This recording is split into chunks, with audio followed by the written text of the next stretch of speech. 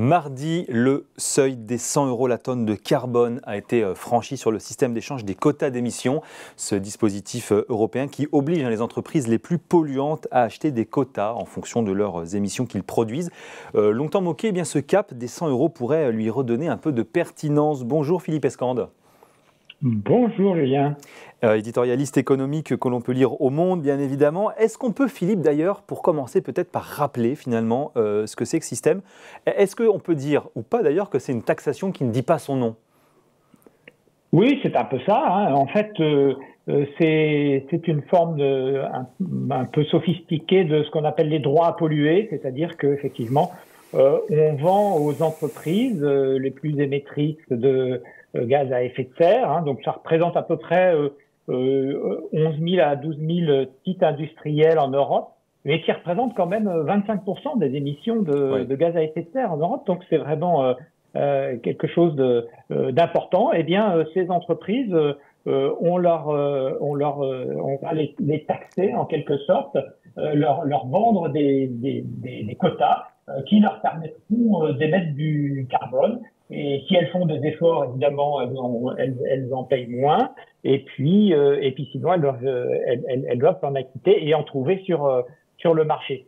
Donc c'est un système qui est assez complexe, mais qui s'est resserré au cours du temps, oui, et qui fait que maintenant il est probablement beaucoup plus efficace que ce qu'il était auparavant. Et justement, là qu'on a franchi ce cap des 100 € par quel mécanisme finalement, par quel mécanisme de marché on est arrivé à ces 100 €? Qui achète finalement?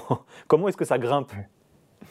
Oui, alors ça grimpe. Il faut d'abord se souvenir que quand on a commencé, c'était autour de 5 €, et puis pendant très très longtemps, ça a été autour de 10 €.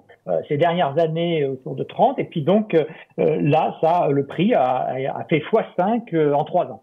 Donc c'est une augmentation absolument considérable. Et en fait, eh bien, ces droits à polluer, ils sont achetés par les centrales électriques notamment, hein, ce sont les plus gros consommateurs, et puis par des gros industriels comme les sidérurgistes. Et c'est en fonction de leurs émissions qu'ils doivent en trouver sur le marché. Alors, pour les centrales électriques, c'est très simple, on leur en donne aucune, et donc ils doivent en acheter autant qu'ils en émettent. C'est un petit peu différent pour les grandes usines sidérurgiques, parce qu'on leur a donné au départ des quotas gratuits parce qu'elles sont en compétition internationale, et donc pour pas qu'elles délocalisent, on leur a donné des quotas gratuits, et quand ils dépassent ce nombre de quotas gratuits, eh bien à ce moment-là, ils doivent eux aussi en trouver sur le marché. Alors pourquoi ça a augmenté de façon aussi importante, hein? Ça a augmenté parce que d'une part l'utilisation du gaz très émetteur de gaz à effet de serre, et du charbon qui l'est encore plus, a augmenté ces dernières années, et donc a demandé, notamment les centrales électriques ont dû acheter plus sur le marché de quotas d'émissions. Et puis d'autre part, c'est vrai que ces quotas d'émissions, eh bien, ils sont de plus en plus rares, et ils vont l'être de plus en plus parce que la Commission européenne a décidé de durcir le mécanisme.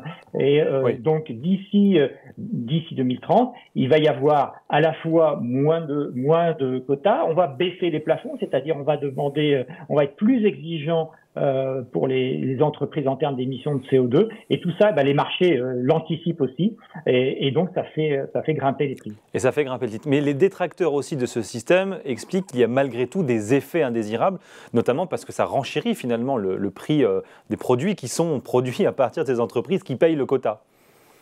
Ah bien sûr. Alors ça, depuis sa création en 2005, il y a toujours eu un affrontement entre les écologistes qui trouvaient que c'était pas assez sévère, et puis les industriels qui eux disaient mais non, ça allait beaucoup trop. Mais là, ça va vraiment commencer à se voir finalement. Ça va vraiment commencer à se voir. Et là, absolument. Alors l'effet positif, il faut quand même le dire, c'est que ça facilite, ça rend rentable des investissements alternatifs, par exemple utiliser du biométhane, des énergies renouvelables. Maintenant, avec un prix du carbone comme celui-là, ça les rend beaucoup plus rentables, donc c'est très intéressant, y compris pour les investisseurs financiers qui vont se positionner là-dessus. Mais c'est vrai qu'il y a évidemment l'éléphant dans la pièce. La difficulté, c'est que tout d'un coup, on va se retrouver avec une compétitivité qui sera beaucoup plus faible, puisque les prix de l'énergie, de facto, si on utilise du gaz, seront beaucoup plus importants en Europe qu'ailleurs.